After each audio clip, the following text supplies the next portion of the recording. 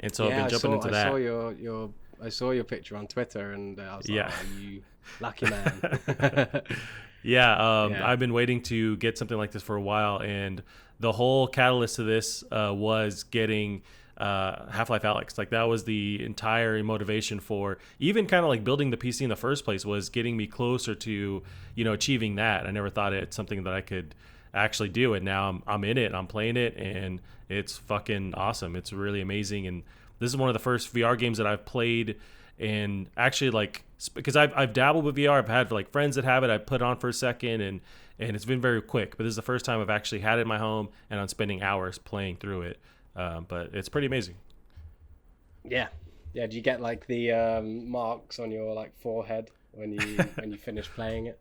Well, it's crazy how sweaty you instantly get. Like it's already sweaty just setting the thing up and then putting it Yeah, on. And I have glasses too, so you have to. It comes luckily with this like little adapter, so it kind of works over your glasses. But it's just a whole setup, and you instantly start sweating.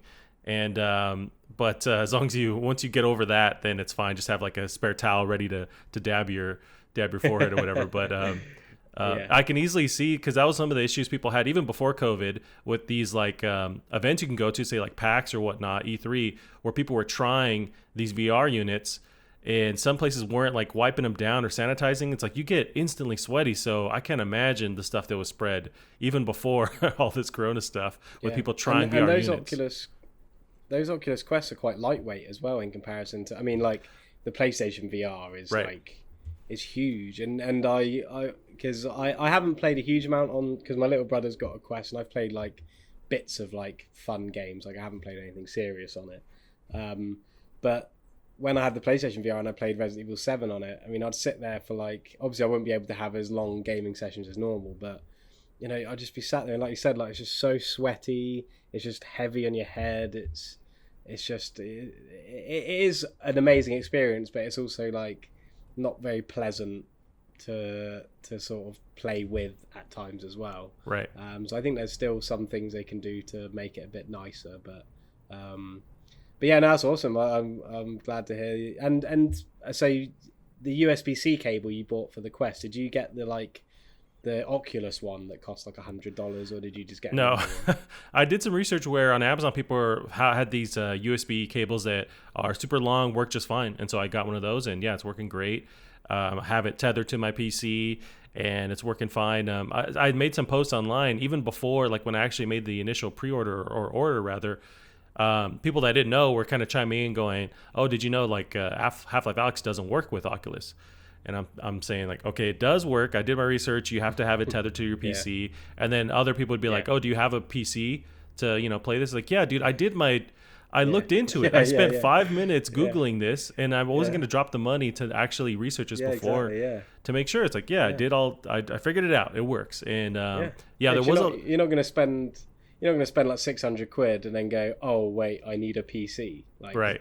that's not the kind of money you like dive into spending without doing your No. research first. And if you're doing that, this ain't for you, man. If you're just on a whim ordering stuff like this, like this is not for you. But no, I'm digging it. There was a good amount of adjustments to make beforehand to make sure just like the quality is there, like the frame rate is there. You have to kind of adjust settings. Even as I guess powerful as my PC is, I had to go on medium just to make sure it's all fluid, because you can kind of you can make sure the visual, and that's the same case with all PC games, but you can upgrade the visuals, but then the frame rate isn't as fluid, and you really notice it when it's VR. So it's like I had to make sure that frame rate was smooth. But yeah, it's pretty dope. I kind of moved everything. That's why I'm in the living room now. I kind of moved everything aside and like made sure I had my play space, and man, I just want to live there though. I just want to live in that world. And Yeah, so it's kind of yeah, weird to like pull it off and have to deal with like regular chores and mundane, yeah, life. I just want to live in that. yeah, yeah. Soon you'll turn into the VR will turn into a head crab, and you'll just be a zombie just walking around I the did house. But get I want to actually is it scary? Because I found the second game quite scary at times. It's actually I can crazy imagine fucking VR is. scary, and I wish it wasn't as scary first off the bat, because yeah, like in the Half-Life games are known for their crazy sci-fi stuff, and there is that horror element to them, like if you think of like Ravenholm in the second one, but they usually kind of like slow you into it, ease you into it. In this game, it's like right off the bat, they get you used to the mechanics, and then you're right off the bat into these crazy, just like dark and scary elements of the game. So I'd rather they put that maybe in the middle when I was more comfortable, but it's very creepy right off the bat. But I'm hoping that it kind of stops being that way later on in the game. Yeah, yeah. Nice. That's really cool. I think VR is definitely something that, you know, as like as gamers, you know, if you're like really into your games, I think they are something that you need to have access to, because they are just a different experience, really, especially when you've got top tier developers making games specifically for it. Right. And I think we're going to be talking about RE8 later, which I think's been pretty much confirmed it's going to have VR as well. Yeah, pretty much. So that'll be interesting, because yeah, I mean, RE7, the VR mode was absolutely awesome, and I think I've said before, the single player without it suffered because of how good it was on VR. I think they sort of had to sacrifice a lot, like especially like enemy types and things like that. So hopefully RE8 will see them sort of tether that balance a bit better, and, you know, deliver something just as good on each side. Yeah, that's true, and that's one thing that's a game I need to try on VR as well. I'm thinking there is a PC release of RE7. I assume there is, because I know sure there is. Yeah. Okay, cool. Yeah. That's the thing. There's so many VR games. That'd be good as well. Yeah. Yeah, that will get you a bit nervous. It's not very nice to play. Just the way they've, like, I'm sure Half Life Alyx probably puts it in the, it sort of leaves it in the dust, to be fair, but it's just like being in that house and slowly opening doors, and you can like peek your head round the door and stuff. Yeah. It's just very much more suspenseful in that way. So yeah, that'd be a good one to get. I'm pretty sure it's on Steam, and if it is, I'm sure it'd have all the VR support and everything.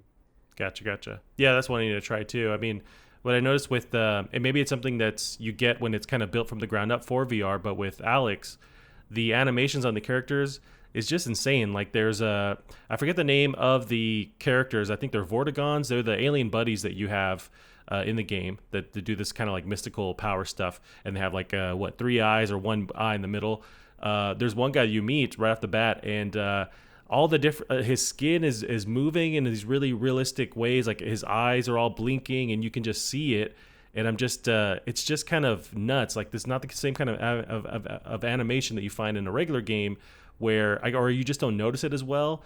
But the fact that you can just kind of like look around as his muscles are moving, it's just insane. Like, there's so many different elements that just keep you immersed in that world, and the lighting is nuts too. Like, there's a lot of reflections where I'm thinking, oh, this is just real life. Like the way the water is sitting, and the reflections on and I think they're baked in. They're not dynamic or whatever, but it benefits from it because they can control every aspect of the lighting, and it just makes it even more real. Yeah, I'm having a blast with it. I am noticing some, I can only play for maybe about an hour and a half before I need to take a break and kind of walk around a bit, because I do feel that nausea. It gives you a lot of settings, though. You can adjust on the fly whether you want to walk through the world or just teleport. So they do kind of keep that in mind of giving you a lot of options that you can quickly move through. Yeah, I think just from playing, because I've played like Star Wars Immortal and some of the games on like PlayStation VR as well. And I think because in Resident Evil 7 you can also choose like teleport or walking, and I quite like just the walking. I think it's a bit that's the kind of way I'd like to experience VR, is that I'm still playing games the way I know how to play them, but instead of using a monitor, the monitor is my eyesight, like is what right. I can see, and that's the kind of perfect like thing for me. I'm not too bothered about all this like. I mean, the touching and grabbing is really cool, and the controllers are making it better and better, but.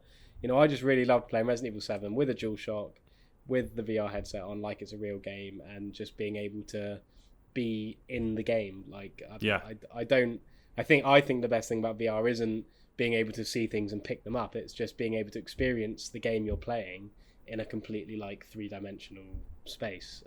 But I know that's not necessarily the most popular opinion. I know people love the whole grabbing things, and that you've got like all the job simulator games, which are all great fun, and but yeah, I think those kind of things are just inherently gimmicky, and they just remind me of like motion controls and things like that. But I think things like Half Life Alyx, which is a game, and I think Half Life Alyx, to be fair to it, seems to blend all of the gimmicky stuff like grabbing things and using your hands, I think it is able to blend them in a bit more. But yeah, I'm just a fan of using controllers over anything that isn't a controller really, or keyboard or mouse or whatever.